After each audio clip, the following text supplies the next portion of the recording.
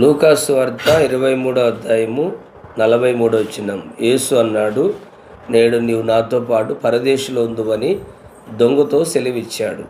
దొంగ తన జీవితాన్ని యేసును రక్షకుడుగా నమ్మాడు, దేవునికి భయపడ్డాడు, యేసు వైపు చూశాడు, పరలోకముందని నమ్మాడు, తన పాపానికి పశ్చాత్తాపడ్డాడు, యేసునందు విశ్వాసం ఉంచాడు, పరలోక రాజ్యానికి వారసుడయ్యాడు.